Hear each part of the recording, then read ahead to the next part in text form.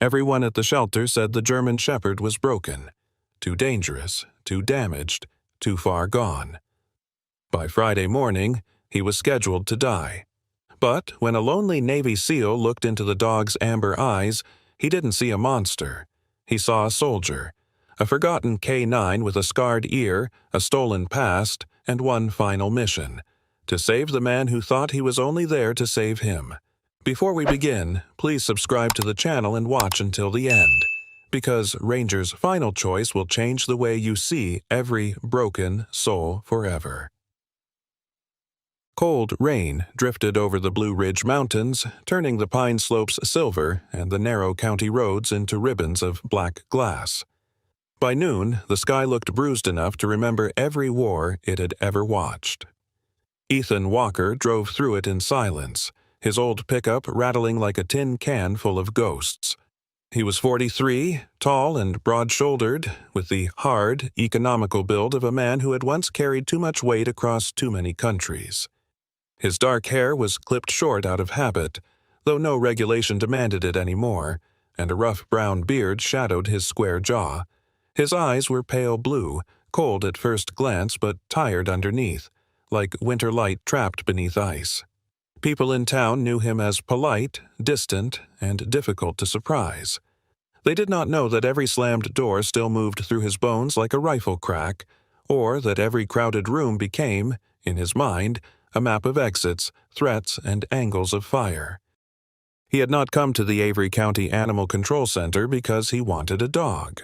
He had come because Dr. Sarah Collins, his VA therapist, had looked at him over the rim of her reading glasses and said, gently but without mercy, "Ethan, you need something alive waiting for you at home." Sarah was in her late 30s, slender and calm, with warm brown skin, dark hair usually twisted into a neat bun, and a voice soft enough to make angry men lower their own. She wore cardigans that made her look less like a doctor and more like someone's favorite schoolteacher. But Ethan had learned not to mistake kindness for weakness. She had watched him dodge grief for 2 years, and last week she had finally pushed a brochure across her desk. A grounding point, she had called it. Ethan had almost laughed. The only grounding points he trusted were heavy boots, locked doors, and a weapon within reach. Still, here he was. The shelter hit him before he reached the front desk. Bleach, wet fur, old urine, cheap disinfectant, and fear. Fear had a smell. Anyone who said otherwise had never been trapped in a bad place with no way out. Dogs barked from both sides of the concrete hallway, throwing themselves against chain-link doors, spinning, whining, pleading with every stranger to become a miracle.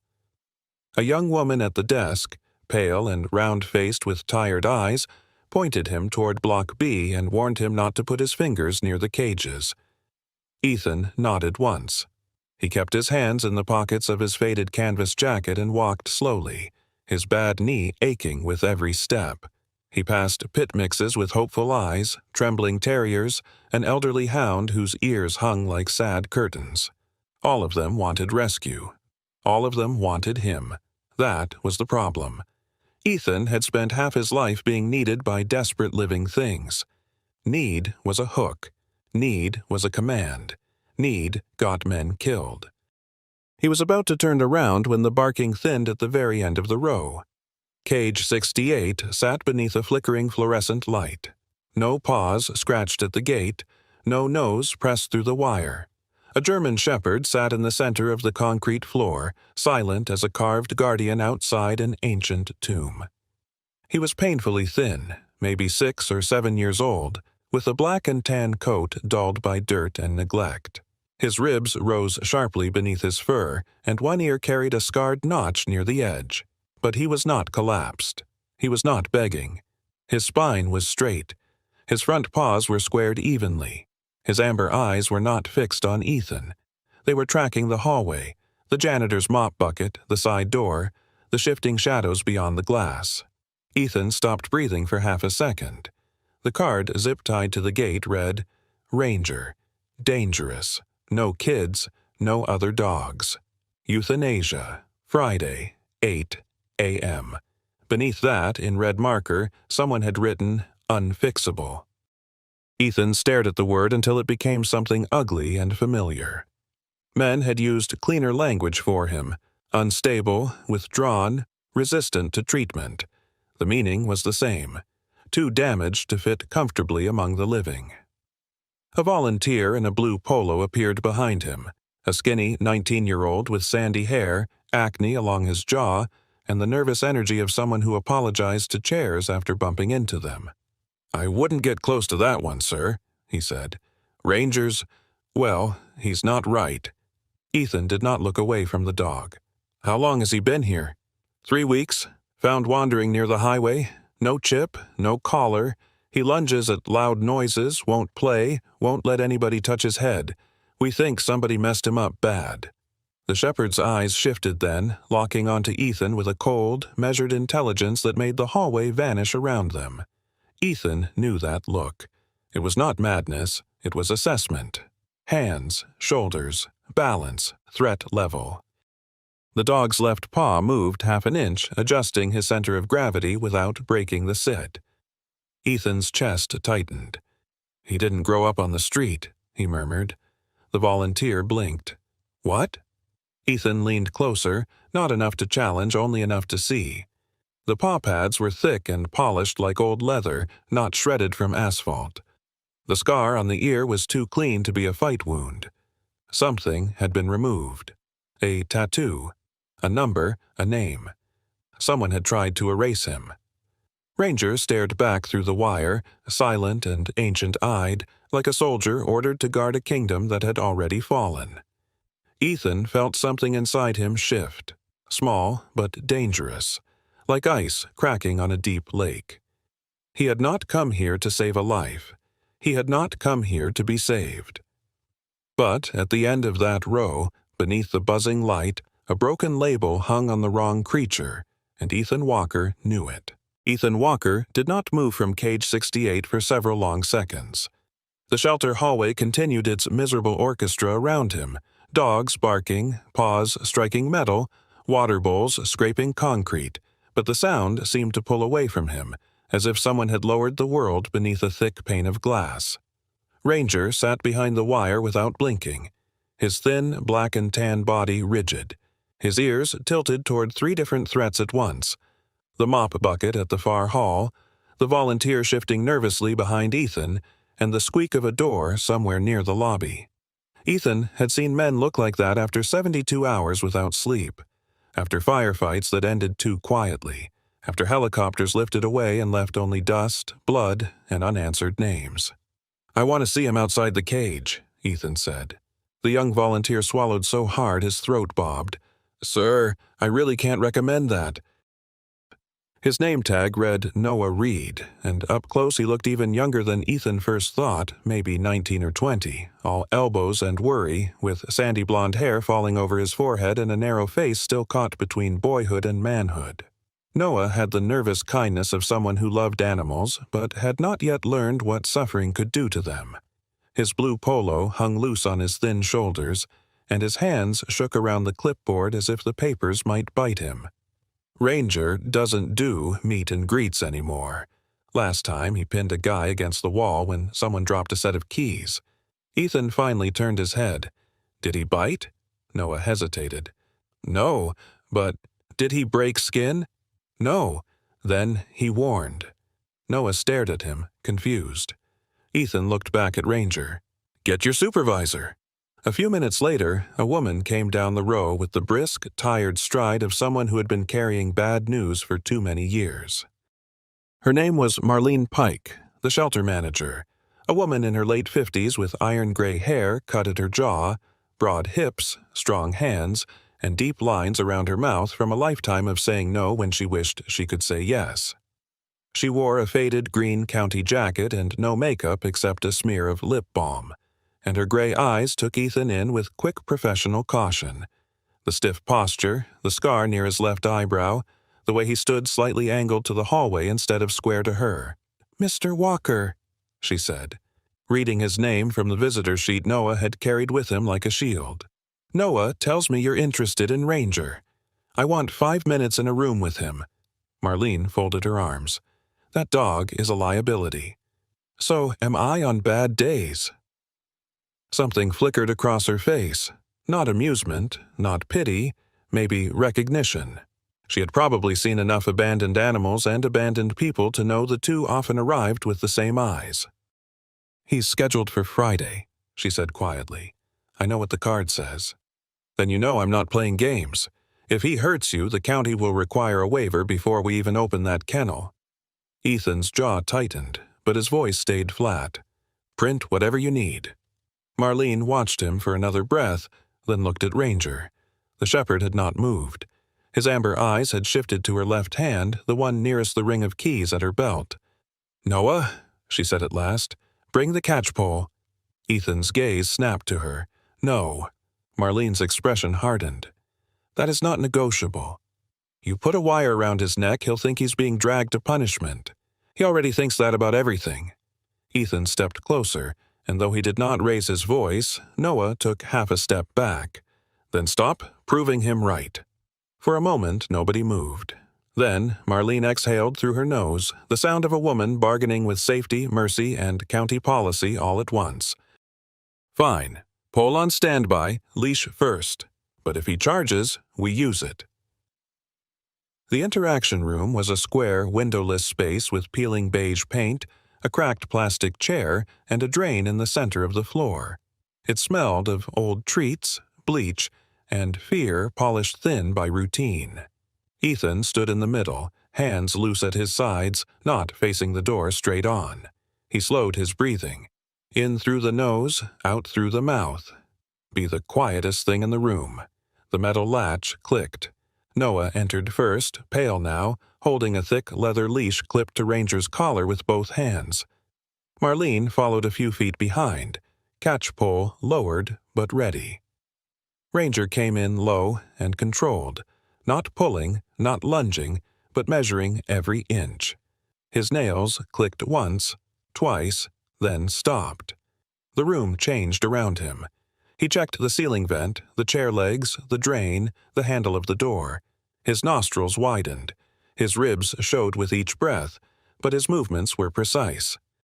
A starving dog wasted motion. A trained dog did not. "Unclip him," Ethan said. Noah looked horrified. Marlene said, "Absolutely not."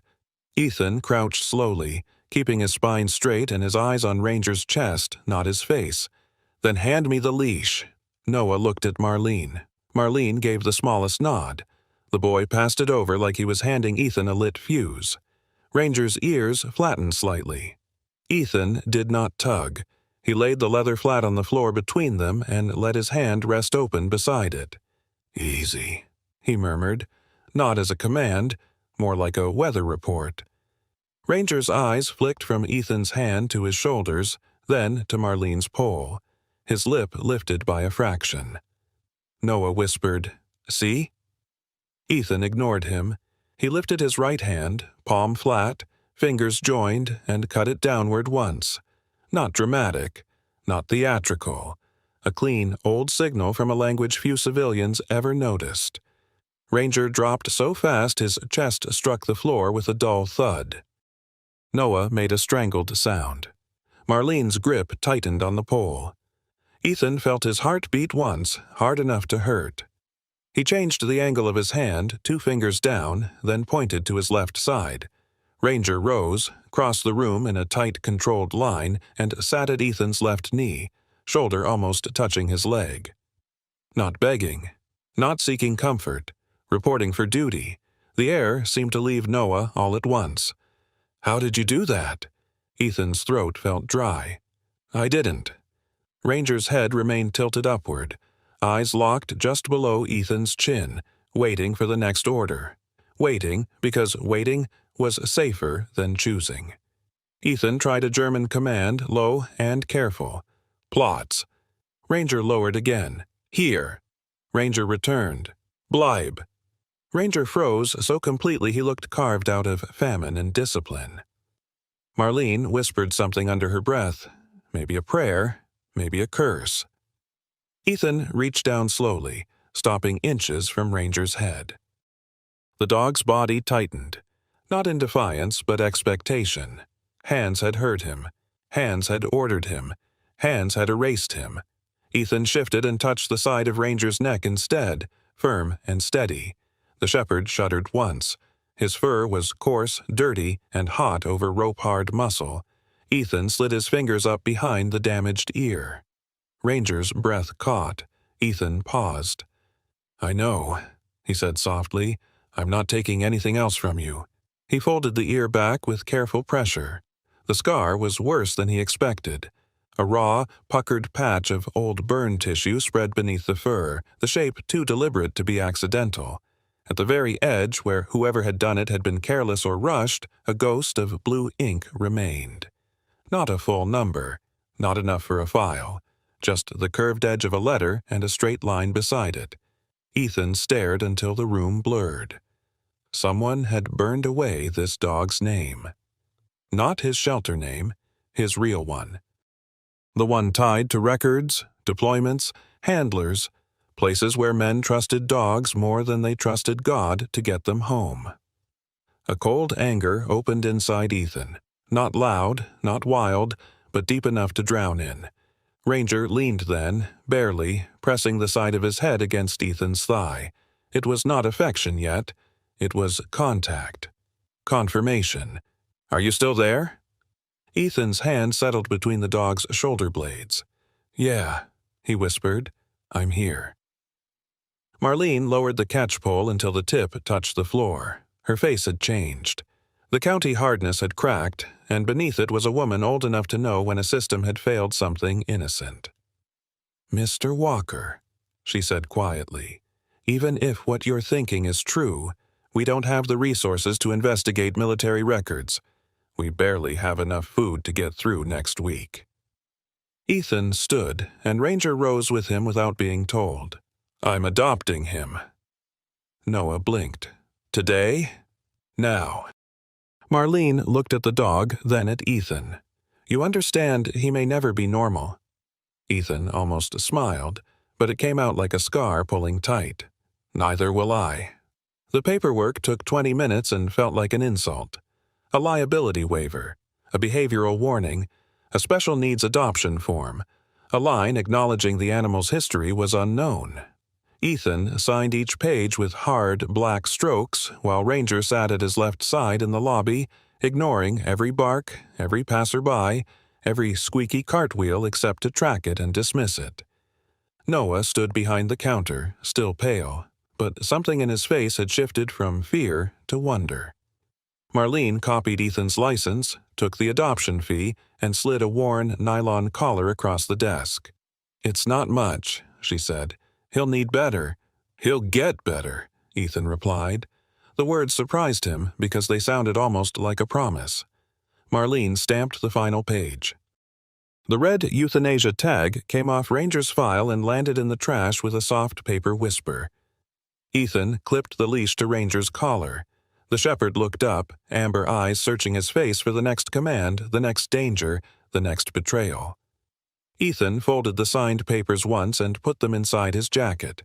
"Come on, Ranger," he said, voice low and steady. "You're not dying here." The cold afternoon outside the shelter felt too open, too bright, and too full of places where danger could hide. Ethan Walker stepped through the double-glass doors with the adoption papers folded inside his jacket and Ranger moving at his left knee as if an invisible line tied the dog's shoulder to the seam of his jeans. Behind them, the noise of the shelter dulled into a muffled storm of barking and metal, but Ethan still felt it clinging to his skin. Bleach, fear, wet concrete, the red euthanasia tag dropping into the trash like a tiny execution bell. Marlene Pike stood just inside the doorway, one hand pressed against the glass, watching with a face that tried to remain professional and failed by half an inch. Noah Reed lingered behind her, pale and thin in his oversized blue polo, still holding the clipboard against his chest like a shield from a world that had suddenly grown larger than county rules. Neither of them called goodbye. Maybe they did not know how to say farewell to a dog they had already buried in their minds. Ranger did not look back. His head moved slowly from left to right, nostrils trembling, ears swiveling toward every sound in the parking lot. The hum of traffic beyond the chain-link fence, the rattle of a shopping cart near the thrift store next door, the flutter of a loose campaign sign staked beside the road. He was a German shepherd of 6 or 7 years, black and tan beneath the dirt, painfully lean, with ribs still visible under his dull coat and a scarred ear that looked like someone had torn a page out of his history. Yet there was nothing weak in the way he moved. Hunger had carved him down, neglect had dirtied him, but discipline still stood in him like an iron post sunk deep in frozen ground. Ethan kept the leash loose. He had no desire to drag this dog anywhere. Too many people had already tried to move Ranger by force, and force had only taught him that hands could become traps. "Easy," Ethan murmured, though he was not sure whether he was speaking to the dog or to the old machinery in his own chest. The late autumn sun lay low over Avery County, weak and watery, turning the cracked asphalt the color of old pewter. The mountains rose beyond the town in blue layers, solemn as sleeping giants, their pine ridges wrapped in mist. The air smelled of damp leaves, exhaust, wet gravel, and distant wood smoke. Ethan's pickup, a battered dark green Ford with a dented tailgate and rust freckles along the wheel wells, waited at the far side of the lot. It looked like him in vehicle form, still working, not pretty, unwilling to explain itself. He took 3 steps toward it before Ranger subtly shifted closer. Not fear, not comfort, positioning. The dog's shoulder brushed Ethan's knee once, twice, a silent report. "I am here, I am watching." Ethan felt the contact run through him with unexpected force. For years, touch had been either medical, tactical, or unwelcome. A doctor checking his pulse, a stranger clapping his back too hard at a gas station after noticing the Navy sticker on his truck. A memory of a hand dragging him behind a mud wall while rounds snapped overhead. This was different. Ranger's contact asked for nothing and promised nothing grand. It simply existed, steady and warm against his leg. That made it dangerous in a quieter way. Need was a hook, Ethan had always believed, but so was being needed. Halfway across the lot, a rusted, burgundy sedan rolled out from the strip mall across the street. Its driver was an older man, heavy-set, with a red, wind-burned face, a gray mustache, and a John Deere cap pulled low over his brow. He had the distracted squint of someone late for a small errand that mattered more to him than it would to anyone else. As he turned onto the main road, he stomped the gas too hard. The sedan's damaged muffler cracked once, a sharp, brutal report that tore through the cold air like a short-barreled rifle fired inside an alley. Ethan's body moved before thought could reach it.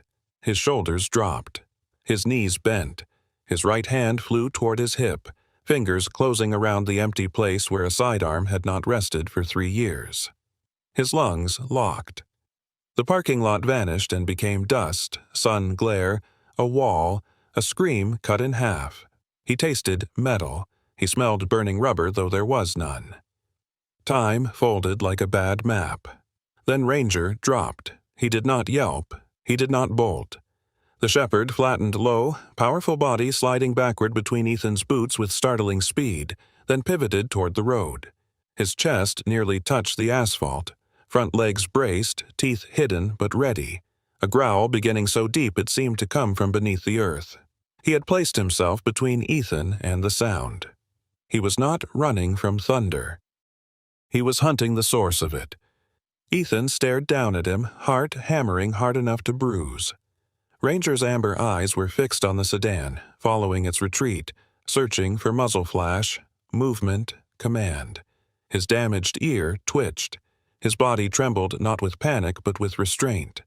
Every muscle asked one question. Engage? Ethan forced air through his teeth. The first breath hurt, the second came ragged. He lowered his hand slowly and placed his palm on Ranger's head, firm, heavy, undeniable. The dog did not flinch. He leaned upward into the pressure by the smallest measure, as if the weight helped him locate the present. "Clear," Ethan whispered, and his own voice sounded strange, scraped raw from a place he did not visit willingly. "We're clear." Ranger remained locked on the road. Ethan swallowed. German. Maybe the old keys still opened old doors. Ruhig, he said, low and careful. Quiet, calm, stand down. Ranger held position for 3 more seconds, scanning the street with the grim patience of a sentry at a ruined gate. Then, slowly, he rose. He shook once, a full body ripple that sent dust from his coat into the pale light, and returned to Ethan's left side. Perfect heel, perfect silence, perfect heartbreak. Behind the shelter glass, Noah's mouth hung open. Marlene had gone still, her hand still against the door. Ethan did not look at them for long. If he did, he might see pity, and pity had a way of turning his bones to knives. Instead, he looked down at Ranger. The county had called him dangerous because he reacted to loud noises. They had called him unpredictable because he did not understand toys, soft voices, or strangers approaching from behind.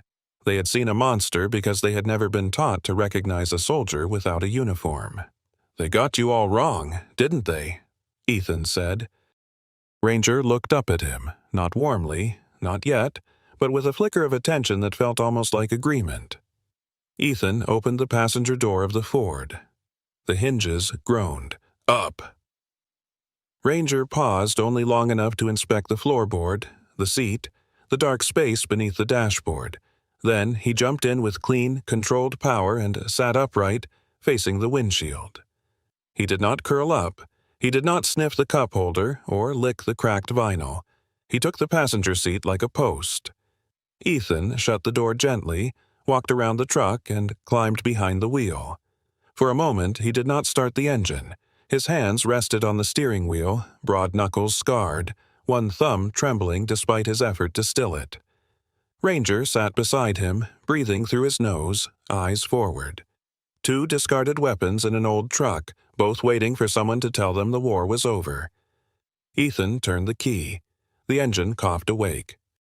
They drove out of town without radio, without words, past the feed store, the shuttered diner, the church sign promising mercy in black plastic letters.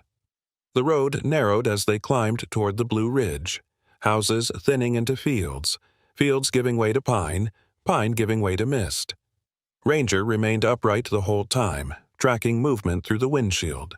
A crow lifting from a fence post, a mailbox flag snapping in the wind, deer tracks crossing damp clay near a bend. Ethan watched him from the corner of his eye and felt a bitter, impossible tenderness press against his ribs. By the time they reached his cabin, the sun had dropped behind the ridgeline. The little house stood alone among the pines, weathered wood dark from rain, porch sagging slightly at one corner, chimney cold against the gray sky. Mist had settled over the roof like a mourning cloth. Ethan parked beside the split-rail fence and cut the engine. For several seconds, neither man nor dog moved. Then Ethan opened Ranger's door. "Come on," he said quietly. Ranger jumped down onto the gravel, lifted his scarred head, and stared at the cabin as if judging whether this lonely place was a shelter, a trap, or something neither of them remembered how to name. Ranger stood on the gravel outside the cabin with his head lifted and his damaged ear angled toward the darkening pines, as if the little house had spoken in a language only wounded creatures could hear. Ethan Walker waited beside the open truck door, one hand resting loosely on the leash, giving the dog time to read the place. The cabin sat alone on the slope like an old wooden ark stranded after some forgotten flood, its cedar boards dark with rain, its porch sagging at the left corner, its windows reflecting the bruised silver of the evening sky. A rusted wood stove pipe rose from the roof, cold and black against the mist. Beyond the yard, the Blue Ridge pines crowded close, tall and watchful, their branches whispering in the wind like old men trading secrets. Ethan had bought the cabin 3 years earlier because no one could sneak up on it without crossing gravel, leaves, or broken twigs. At least that was what he told himself. The truth was uglier and simpler. He had wanted a place lonely enough to match him. "Home," he said, though the word sounded strange in his mouth, like a prayer he had forgotten the tune to. Ranger did not wag his tail. He lowered his nose to the gravel and moved in a wide arc around the truck, checking tire tracks, oil stains, boot prints, the underside of the bumper, then the edge of the porch steps. His body was lean to the point of cruelty, ribs showing beneath dull black and tan fur, but the way he moved made him seem larger, older, almost ceremonial. Every pause had purpose. Every breath gathered evidence. Ethan followed without pulling, feeling the old habit rise in him. Let the point man work. The thought struck too close, and he looked away toward the trees. When Ranger finally reached the front door, he stopped, nostrils flaring at the crack beneath it. Ethan unlocked the deadbolt, then the second lock, then the third, each click small and metallic in the cold dusk. He felt Ranger notice all three. The dog's amber eyes flicked to Ethan's hand, the hinges, the dark seam beyond the door. Ethan pushed it open and stepped aside. "Come." Ranger crossed the threshold low and silent.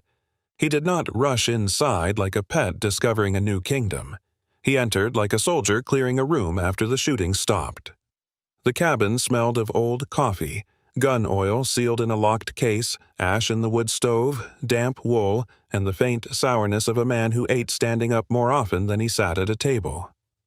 The living room was small, a sagging brown leather chair near the stove, a scarred coffee table, a bookshelf with more field manuals than novels, and a faded American flag folded in a triangular case on the mantel.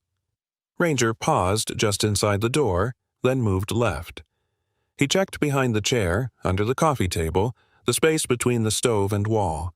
His nails clicked softly over the floorboards. Ethan remained near the entrance and watched, his arms hanging at his sides. Part of him wanted to laugh at the absurdity of it. A starving dog inspecting a one-room cabin as if insurgents might be hiding behind the cast-iron skillet.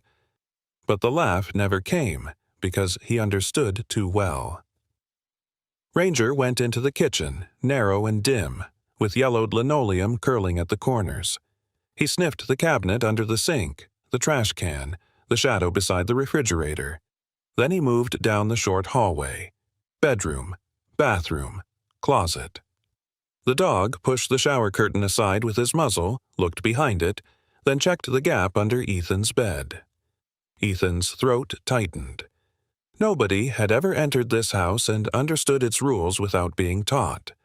Nobody had ever known, instinctively, that the door mattered, that corners mattered, that silence was not peace until it had been inspected. Ranger returned to the living room after several minutes, thinner in the shadows, eyes still bright.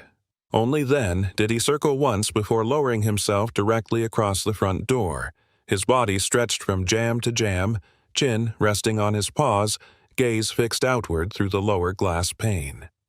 He had chosen the threshold. He had chosen the job. Ethan closed the door carefully and slid the locks back into place above the dog's back. "You don't have to do that," he muttered. Ranger did not move. Ethan stood there feeling foolish, because of course the dog had no reason to believe him. Words were cheap things. Men had probably used soft voices before doing hard damage. Ethan walked to the kitchen, filled a chipped bowl with water, and set it near the stove. Ranger's eyes tracked him, but he did not leave the door. Ethan opened a dusty pantry cabinet and found a half-used bag of plain dog kibble he had bought months ago for a stray that never returned. He poured some into a metal mixing bowl. The dry pellets clattered loudly, and Ranger's ears twitched.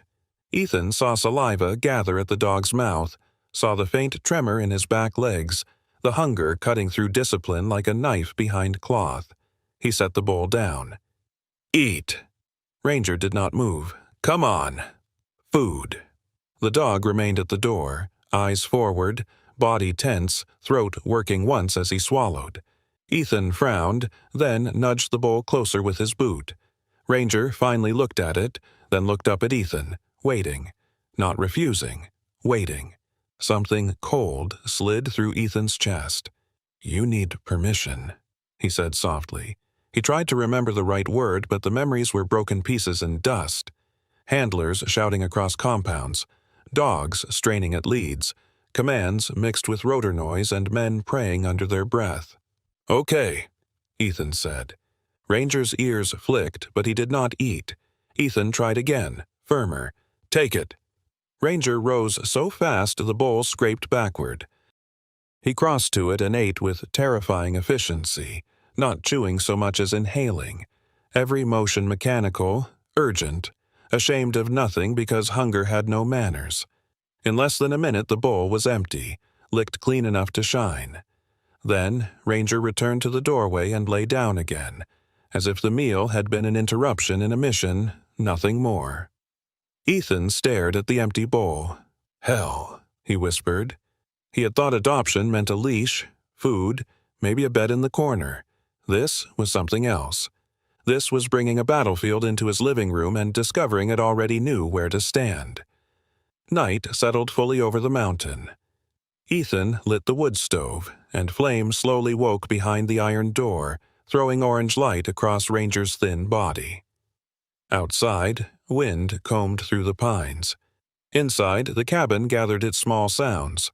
Wood popping, pipes ticking, the old refrigerator humming like a tired insect. Ethan sat in the leather chair with a glass of water untouched in his hand.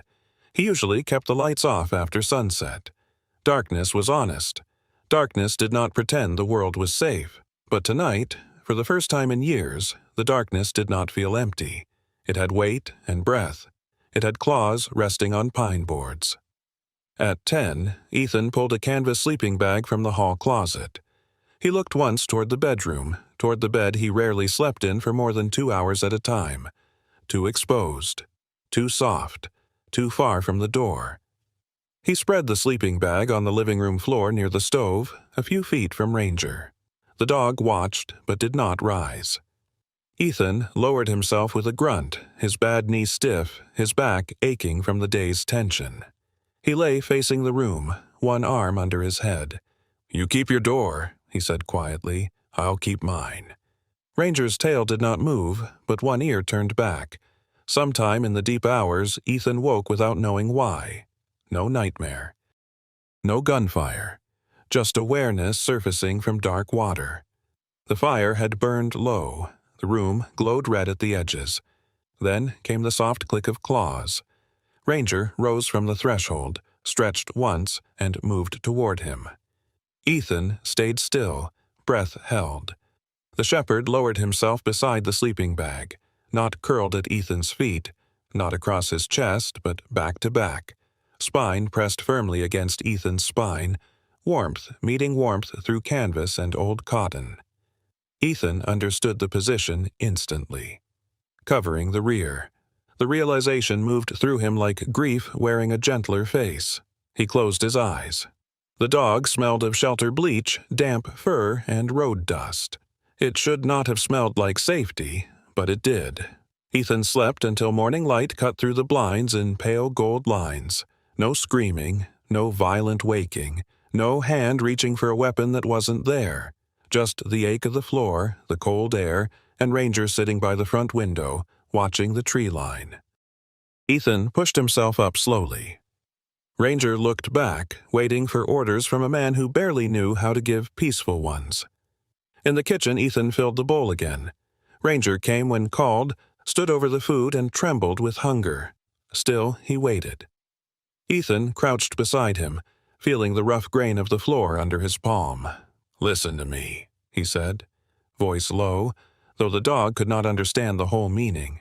"This isn't a base. This isn't a kennel. Nobody poisons food here. Nobody drags you out for doing it wrong." Ranger stared at him, ribs moving beneath his coat. Ethan swallowed. "Okay," he said softly, then pointed to the bowl. "Eat." Ranger hesitated, caught between old law and new mercy. Ethan stayed beside him, patient as stone. At last, the dog lowered his head and began to eat. By late afternoon, the mountain had gone quiet in a way Ethan Walker did not trust.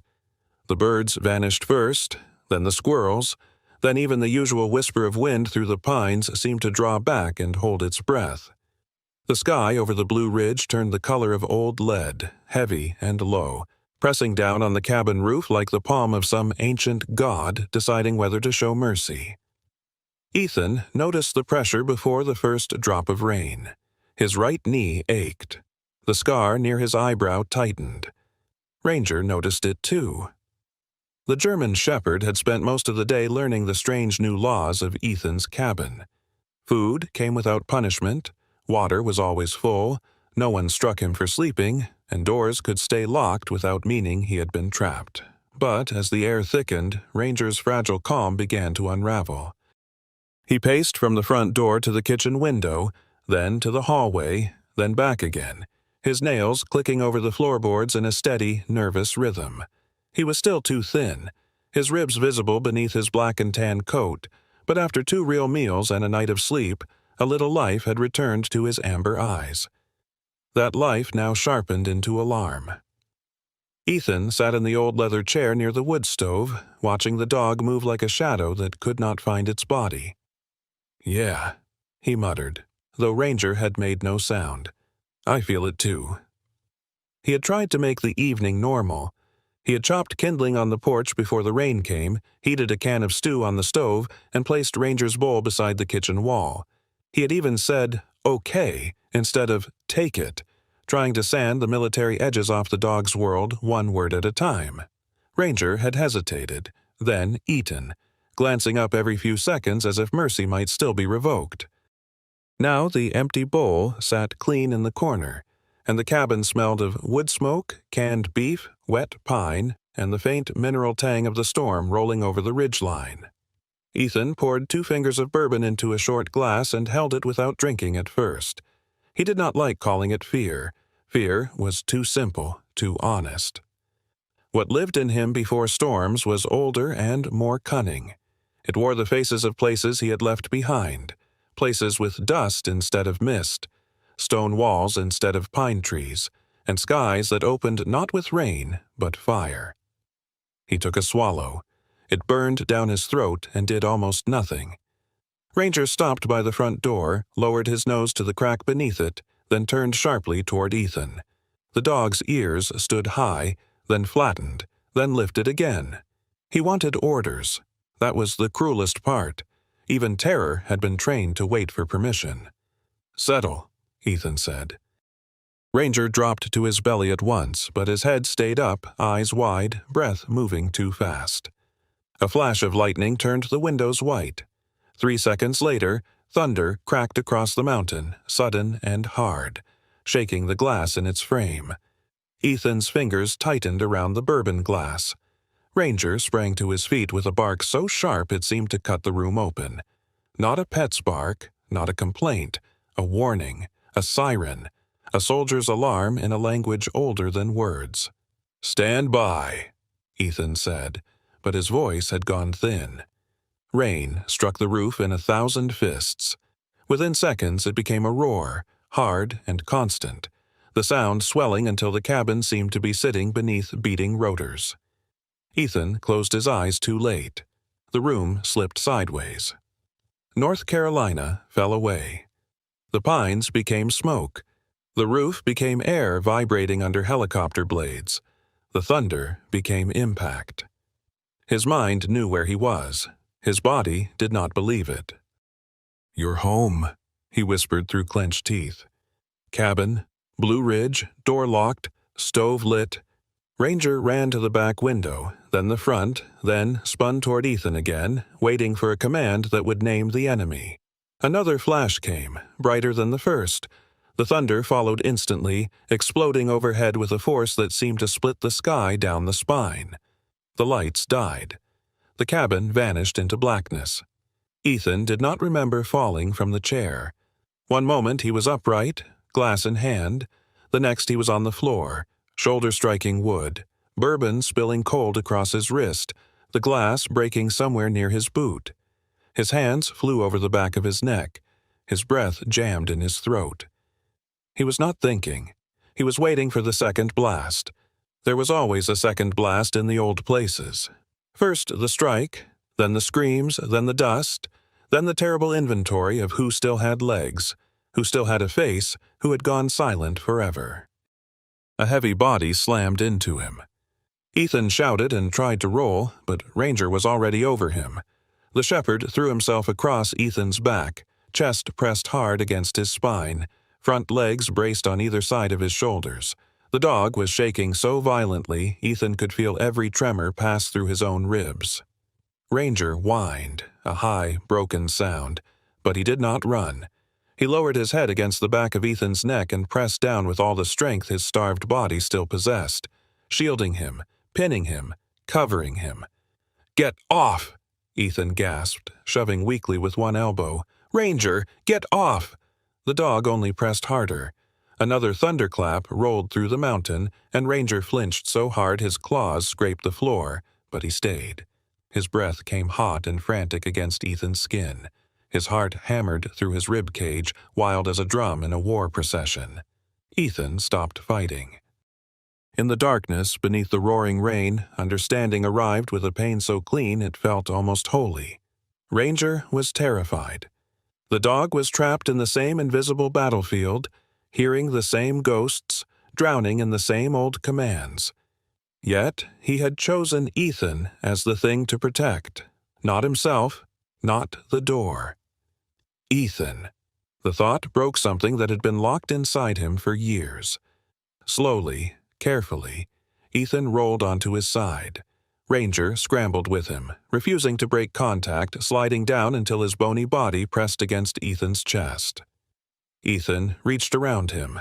At first his hand hovered, uncertain, as if tenderness were a weapon he had forgotten how to use. Then he pulled Ranger close. The dog's coat smelled of rain, shelter bleach, dirt, and warm animal fear. Ethan buried his face against the scarred ear and held on. "I've got you," he whispered. The words cracked on the way out. "I've got you, boy. We're not there. We're here. We're home."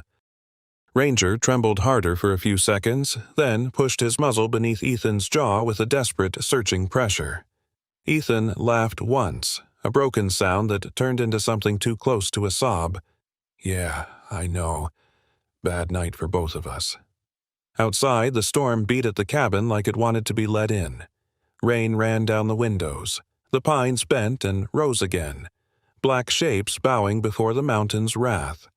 Inside, on the floor among spilled bourbon and shattered glass, Ethan Walker held a dog everyone else had called unfixable, and the dog held him back with every shaking breath. Hours passed that way. Sometimes thunder made Ranger jerk upright, and Ethan tightened his arms until the dog settled. Sometimes Ethan's own breathing stumbled, and Ranger pressed his head against Ethan's chest as if listening for proof that the man had not disappeared into memory.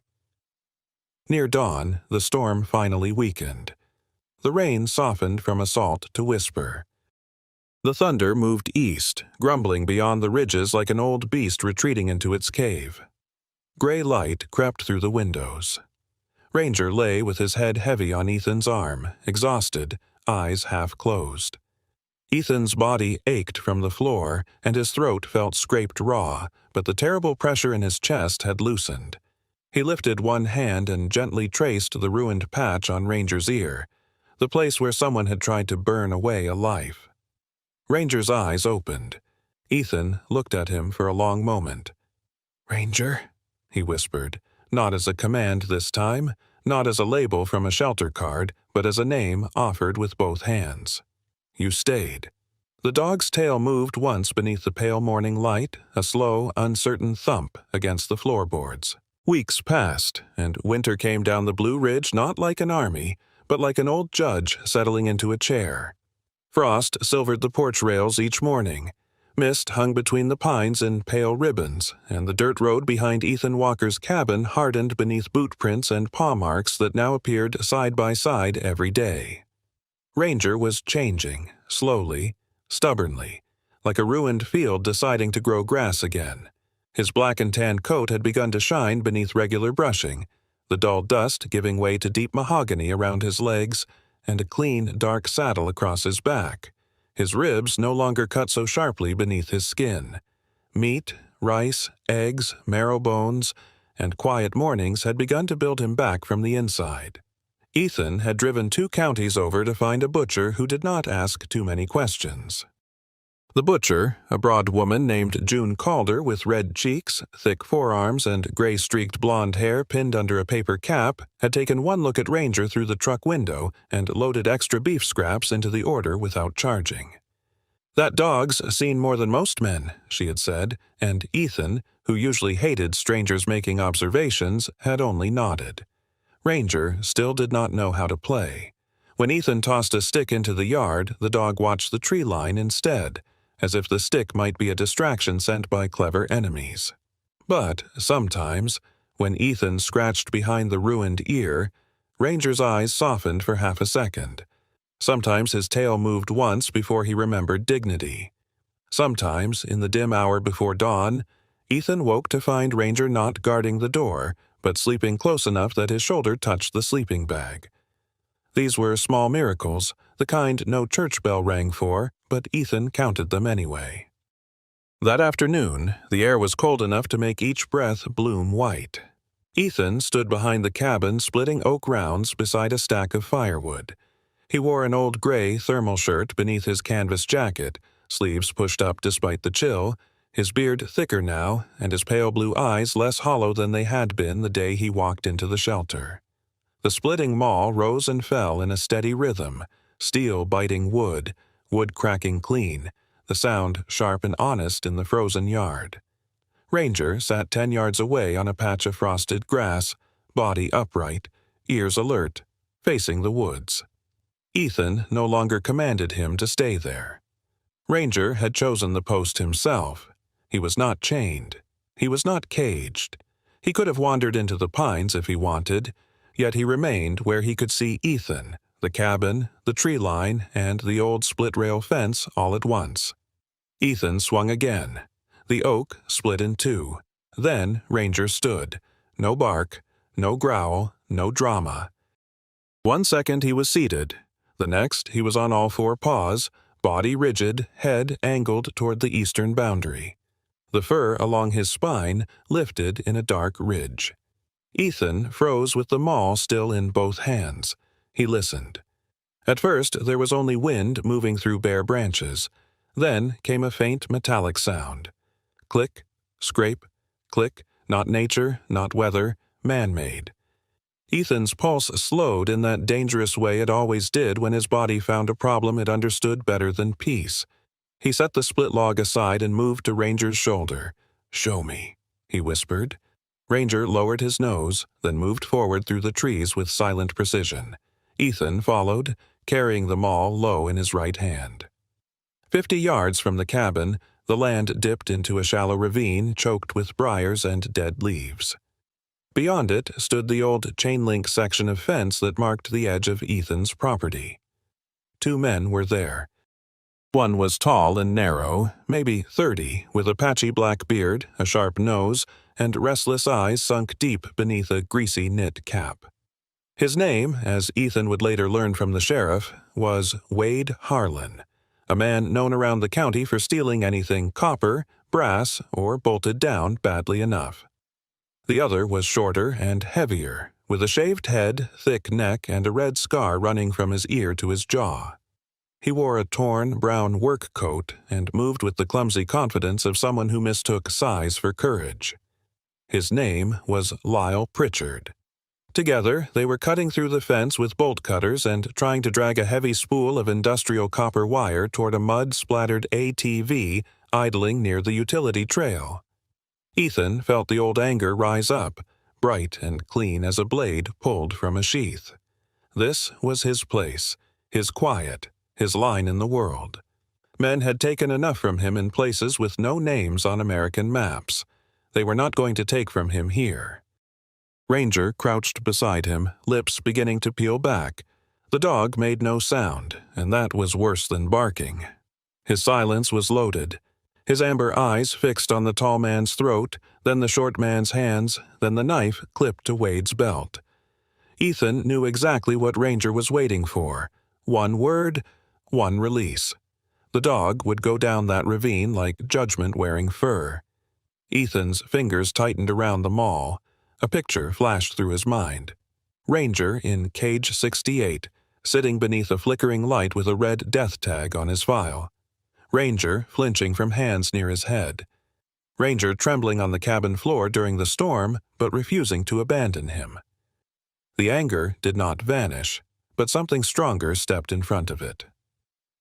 Ethan slowly lowered his left hand onto the back of Ranger's neck. Not a correction, not punishment, just pressure, steady, present. "No," he breathed. Ranger shook under his palm, every muscle arguing with the command. Ethan leaned closer. "We don't do that anymore." The dog's growl stayed trapped inside his chest, low and frustrated, but he held. Ethan stood and stepped from behind the trees. He lifted the maul, then threw it down onto a flat stone at the ravine's edge. The crack rang through the woods like a hammer striking an iron gate. Wade spun first, dropping the bolt cutters. Lyle stumbled backward and nearly fell over the copper spool. They looked up and saw Ethan Walker standing on the ridge, tall, broad-shouldered, still as carved granite, beard dark against his weathered face, eyes pale and empty of panic. Beside him stood Ranger, black and tan coat gleaming in the cold light, scarred ear forward, body silent, terrible, and controlled. "You're on private land," Ethan called. His voice was not loud, but it carried through the ravine with the old authority of a man who had once been obeyed in storms of fire. "Leave the wire. Get on the ATV. Don't come back." Wade's hand drifted toward the knife at his belt. Ranger took one step forward. Only one. His growl finally surfaced, deep and vibrating, the sound of thunder locked inside a chest. Wade's hand stopped. Lyle raised both palms. "We're going, man! We're going!" They abandoned the copper, scrambled to the ATV, and tore down the trail, the engine whining through the trees until even that sound disappeared. Ethan stood until the woods became quiet again. Then he dropped to one knee beside Ranger. The dog was still shaking, not from fear now, but from the violence he had not been allowed to become. Ethan took Ranger's face in both hands and pressed his forehead to the dog's scarred brow. "Good boy," he whispered. "Good restraint. We held the line." The morning Ethan Walker took Ranger to the VA clinic. Frost lay over the Blue Ridge like powdered glass, bright enough to make the world look forgiven and cold enough to remind him forgiveness still had teeth. He stood on the porch before sunrise with a mug of black coffee cooling in his hand, watching Ranger nose through the pale grass below the cabin steps. The German Shepherd was no longer the skeletal shadow Ethan had pulled from the shelter weeks earlier. His black and tan coat had thickened into a winter mantle, the dark saddle across his back shining when the light touched it. The tan along his legs deepened to a warm rust. Muscle had returned to his shoulders and hips, though old hunger still showed in the way he guarded his bowl and slept lightly whenever the wind changed. The ruined ear remained, a torn little flag of survival, and the ghost of blue ink beneath the scar still haunted Ethan more than he wanted to admit. "Road trip," Ethan said. Ranger turned at once, alert but not anxious, then trotted to the truck and waited by the passenger door. He wore the heavy leather harness Ethan had bought from a retired police K-9 handler in Asheville, plain brown, strong-stitched, with a handle across the back and no official patch. Ethan had not wanted to pretend Ranger was anything he was not yet, maybe not ever. But when Ranger stepped beside him now, shoulder brushing his leg with that quiet, anchoring pressure, Ethan knew the dog had already become more than a rescue. He was a witness. He was a shield. He was the living line between memory and mourning. The drive into town was quiet except for the truck heater rattling and Ranger's steady breathing. Ethan hated the VA clinic on Merrimon Avenue. He hated the flat brick building, the automatic doors, the waiting room where men sat with their hands curled around paper cups and eyes fixed on things nobody else could see. He hated the smell most of all.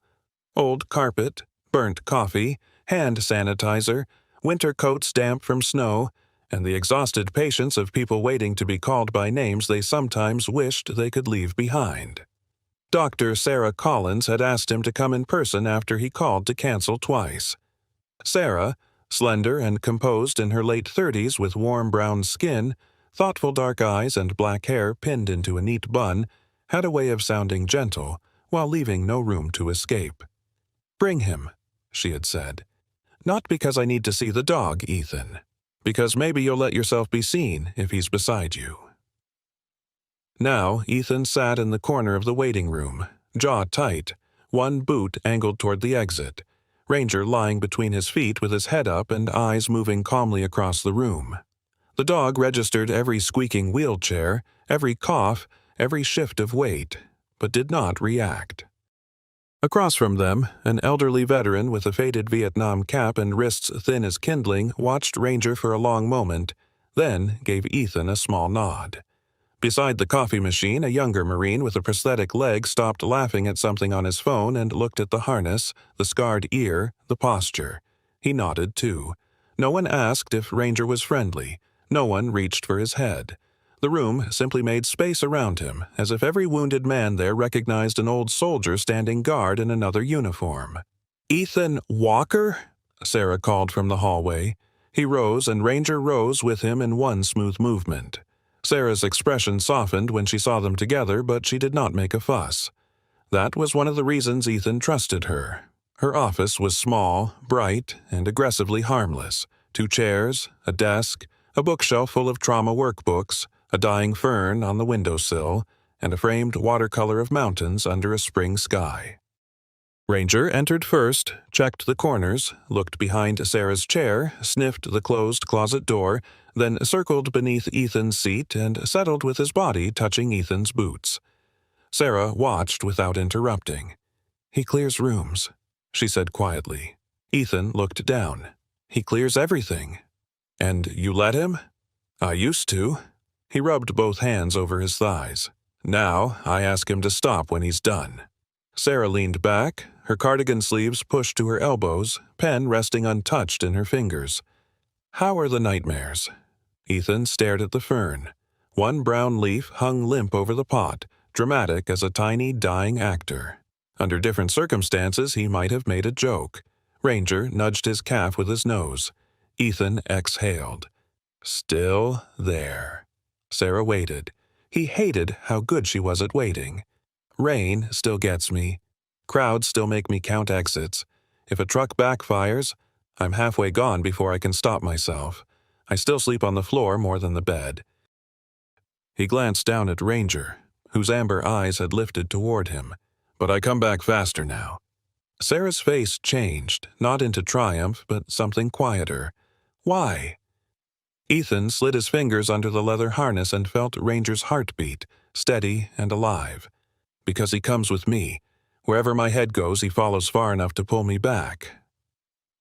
For the first time in that office, Ethan did not dress the truth in sarcasm.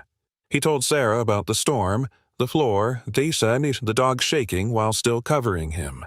He told her about the fence, the copper thieves, the one command he did not give. Sarah listened without writing. When he finished, she said, "That sounds like progress for both of you." Before Ethan could answer, a knock came at the door. Sarah opened it to Sheriff Tom Harris, a broad, silver-haired man in his early 60s with a weathered face, a neatly trimmed white mustache, and the kind of calm eyes that had spent decades separating real danger from loud stupidity. Tom had served in this army before becoming sheriff, and he carried himself with the slow patience of someone who had learned that not every battle deserved a raised voice. He removed his hat when he entered, looked once at Ranger, and did not step too close. "Mr. Walker," he said, "Dr. Collins told me you had a dog with an altered ear marking. I made some calls." Ethan's hand tightened on the harness. Ranger sensed it and pressed closer. Tom placed a folder on Sarah's desk. "Couldn't get everything. Some records are sealed, some are a mess. But there was a military working dog listed missing during a transfer after his handler was killed overseas. German Shepherd. Male. Responded to Ranger as an operational call name. Partial tattoo mark matches what you described." The room went very still. Ethan looked at the dog beneath his chair. Ranger only watched him, unaware that ghosts had finally begun to answer roll call. "Handler's name?" Ethan asked. Tom's voice softened. "Staff Sergeant Caleb Morris." 29. From Tennessee. Ethan closed his eyes briefly. A name mattered. A name meant Ranger had not come from nowhere. A man had known him, trusted him, maybe died believing the dog would be cared for. He wasn't dumped because he failed, Ethan said. Tom shook his head. No. Looks like he got lost in the system. Then someone outside the system tried to erase him. Months later, when winter had settled fully over the ridges, Ranger's paperwork arrived confirming his retired military working dog status and approving the first stage of service dog evaluation under Sarah's referral. There was no parade, no brass band, no grand speech beneath a waving flag. Just Ethan on his porch at dawn, reading the letter twice while Ranger sat beside him, dignified and impatient because breakfast remained a sacred matter. Ethan laughed under his breath, folded the paper carefully, and tucked it into his jacket. Then man and dog walked down the dirt road behind the cabin, past frost-white grass and pines holding mist in their branches like incense. Ethan's boots sank into the soft mud. Ranger's paws pressed beside them, steady and sure. One line of human tracks, one line of dog tracks, moving together through the cold morning. Ethan still watched the tree line. Ranger still listened to the wind, but neither of them stood guard alone anymore. In the end, Ethan and Ranger were not saved by luck alone. Somewhere beyond the cold mountains, beyond the broken systems, beyond the cages men build around wounded souls, God had quietly arranged a miracle. He did not send it wrapped in light or announced by thunder. He sent it with muddy paws, a scarred ear, tired eyes, and a heart brave enough to stay.